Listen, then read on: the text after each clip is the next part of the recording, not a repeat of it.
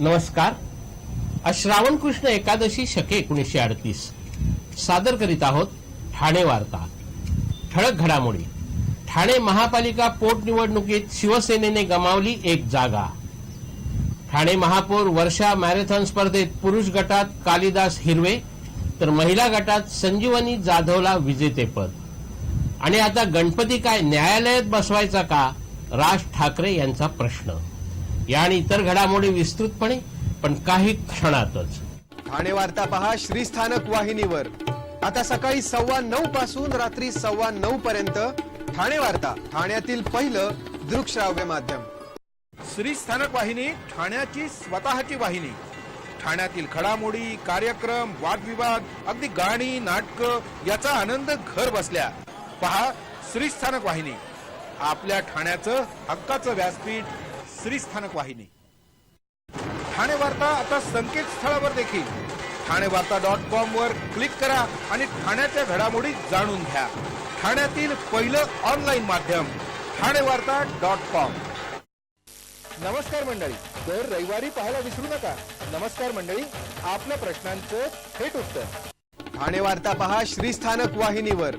आता सकाळी 9:15 पासून रात्री 9:15 पर्यंत ठाणे वार्ता, ठाण्यातील पहिलं दृकश्राव्य माध्यम. ठाणे महापालिकेच्या 2 प्रभागातील पोटनिवडणुकीच्या निकालावरून शिवसेना आणि भारतीय जनता पक्षाला आगामी निवडणुकीत युती न केल्यास काय परिणाम होऊ शकतात याची झलक मिळाली आहे. यामध्ये भारतीय जनता पक्षाला फारसं नुकसान झालं नसलं तरी शिवसेनेला मात्र एक जागा गमवावी लागली असून खुद्द पालकमंत्र्यांच्या विभागातच शिवसेना उमेदवाराचा पराभव झाला आहे. महापालिकेच्या आगामी सार्वत्रिक निवडणुकीची रंगीत तालीम समजल्या जाणाऱ्या 2 प्रभागातील पोटनिवडणुकीसाठी काल मतदान झालं. प्रभाग क्रमांक 53 मध्ये 42% तर प्रभाग 32 मध्ये 44% मतदान झालं. या पोटनिवडणुकीत शिवसेना भारतीय जनता पक्ष एकमेकांसमोर उभे ठाकले होते.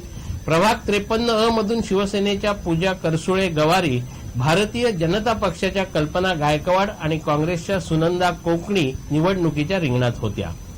आज झालेल्या मतदानात शिवसेनेच्या पूजा करसुळे निवडून आल्या असून त्यांना 4158 मतं मिळाली आहेत, तर भारतीय जनता पक्षाच्या कल्पना गायकवाड यांचा त्यांनी 1885 मतांनी पराभव केला आहे.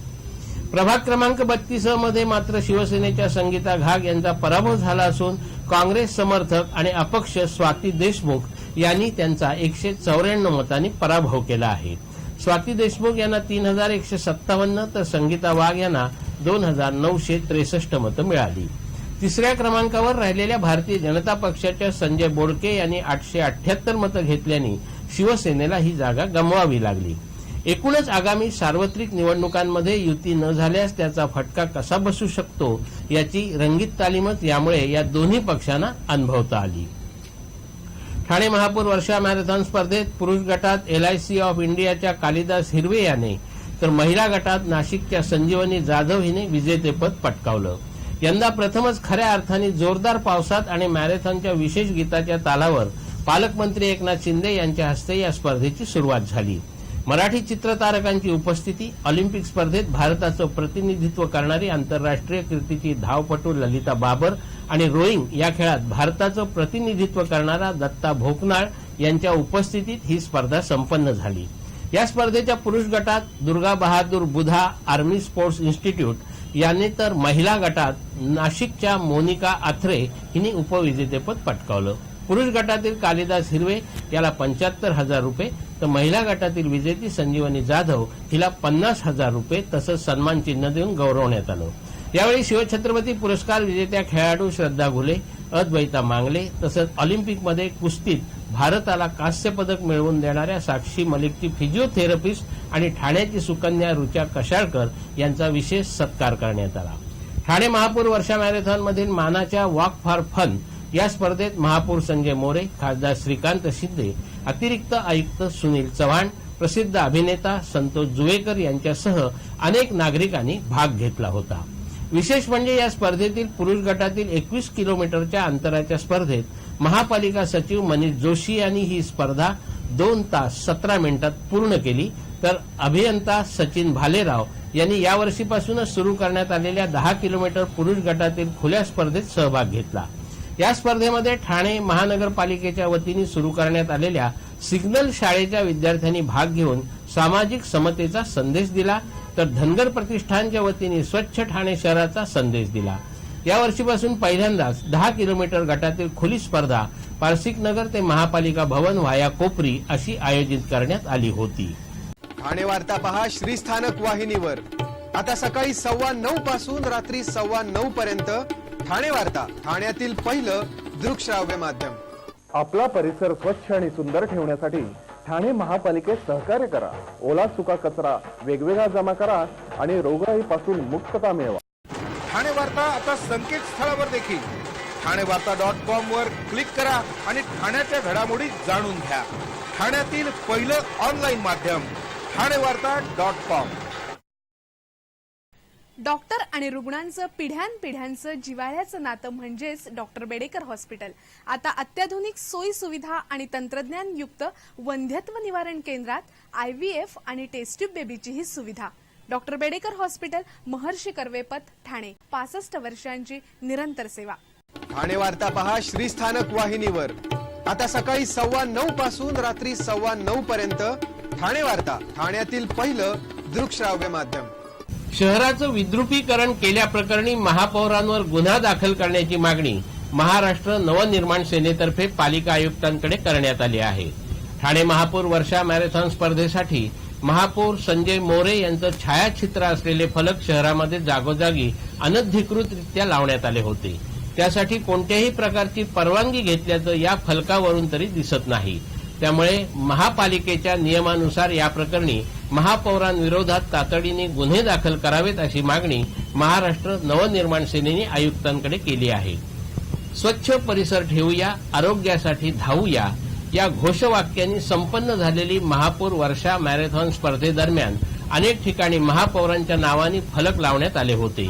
त्याचबरोबर अनेक नगरसेवक आणि शिवसेना पदाधिकाऱ्यांचेही फलक दिसत होते। यामुळे मूळ घोषवाक्यालाच हरताळ फासल्याचं महाराष्ट्र नवनिर्माण सेनेचं म्हणणं आहे।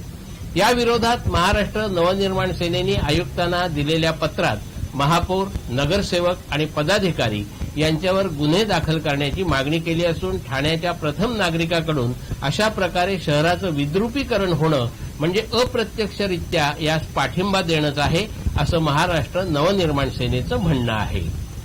गणेशोत्सव जवळ आल्याने सर्वत्र गणेश मूर्तींच्या शाळांची लगबग पाहायला मिळत आहे।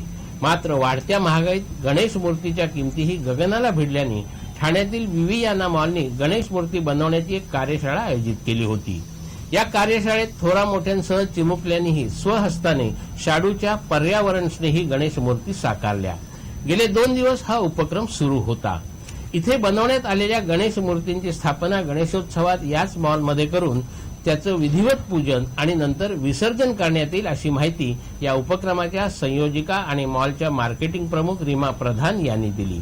दरवर्षी मॉलमध्ये पर्यावरण स्नेही गणपती मूर्तीची पूजा करण्याचा उपक्रम हाती घेतो। हा उपक्रम आणखी पुढे नेण्यासाठी आम्ही ग्राहकांना पर्यावरण स्नेही गणेश मूर्ती बनवण्याचं प्रशिक्षण देण्याचा निर्णय घेतला। ही कार्यशाळा आयोजित करण्यामागे पर्यावरण स्नेही गणेश मूर्ती बनवणं वाटतं तितकं अवघड नाही असा संदेश देण्याचा हेतू होता असंही रीमा प्रधान यांनी सांगितलं। 2 दिवसांच्या या कार्यशाळेत 411 पर्यावरण स्नेही गणेश मूर्ती घडवण्यात आल्या।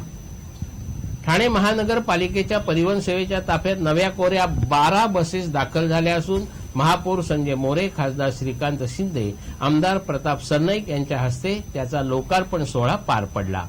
आनंदनगर बस डेपो इथे हा कार्यक्रम आयोजित करण्यात आला होता। केंद्र शासनाच्या जवाहरलाल नेहरू राष्ट्रीय नागरी पुनरुत्थान कार्यक्रमाअंतर्गत एकूण 220 बसेस मंजूर झाल्या होत्या। त्यातील 30 व्होल्वो बसेस यापूर्वीच परिवहन सेवेच्या ताफ्यात दाखल झाल्या आहेत। उर्वरित 190 बसेसपैकी 12 स्टँडर्ड बसेसचं लोकार्पण यावेळी करण्यात आलं।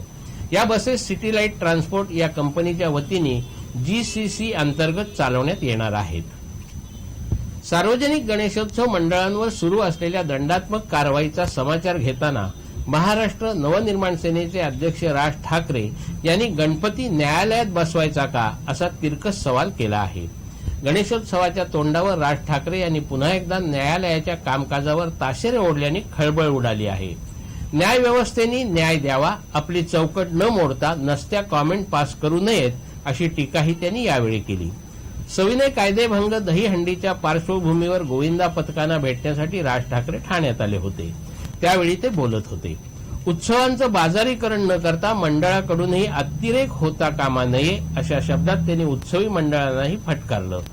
भलेही 9 थर लागले असले तरी हंडी 20 फुटांवरच फोडली, त्यामुळे कारवाई कोणावर आणि कशासाठी करणार असा प्रतिसवाल त्यांनी केला. महाराष्ट्राचा मुख्यमंत्री गुजरातीत ट्विट करतो तेव्हा यापुढे कुणाकुणाचे लाड होतील माहीत नाही असा टोलाही त्यांनी मुख्यमंत्र्यांना लगावला. दरवर्षीप्रमाणे याही वर्षी आम्ही घरगुती गणपती पुढील सजावट दाखवणार आहोत. सजावट दाखवताना सजावटीमागची कल्पना, त्यासाठी लागणारं साहित्य, सजावटीसाठी आलेला खर्च विचारात घेऊन ती दाखवायची की नाही याचा निर्णय घेतला जाईल. आपली सजावट दाखवण्यासाठी आपण आमच्या 8097002222 या व्हॉट्सअप क्रमांकावर आपलं नाव, पत्ता आणि गणपती किती दिवसांचा याची माहिती कळवावी. श्री स्थानक वाहिनी ठाण्याची स्वतःची वाहिनी. ठाण्यातील घडामोडी, कार्यक्रम, वादविवाद, अगदी गाणी, नाटकं याचा आनंद घर बसल्या. पहा श्री स्थानक वाहिनी, आपल्या ठाण्याचं हक्काचं व्यासपीठ. श्री स्थानक वाहिनी. ठाणे वार्ता आता संकेतस्थळावर देखील ठाणेवार्ता.com वर क्लिक करा आणि ठाण्याच्या घडामोडी जाणून घ्या. ठाण्यातील पहिलं ऑनलाईन माध्यम ठाणेवार्ता.com. नमस्कार मंडळी, दर रविवारी पाहायला विसरू नका. नमस्कार मंडळी, आपल्या प्रश्नांचं थेट उत्तर. ठाणे वार्ता पहा श्रीस्थानक वाहिनीवर. आता सकाळी 9:15 पासून रात्री 9:15 पर्यंत. ठाणे वार्ता, ठाण्यातील पहिलं दृकश्राव्य माध्यम. आपण आपले कार्यक्रम अथवा बातम्या मला ठाणेवार्ता@gmail.com या आमच्या ईमेलवर कळवू शकता. आता ठळक घडामोडी शेवटी पुन्हा एकदा. ठाणे महापालिका पोटनिवडणुकीत शिवसेनेने गमावली 1 जागा. ठाणे महापौर वर्षा मॅरेथॉन स्पर्धेत पुरुष गटात कालिदास हिरवे तर महिला गटात संजीवनी जाधवला विजेतेपद.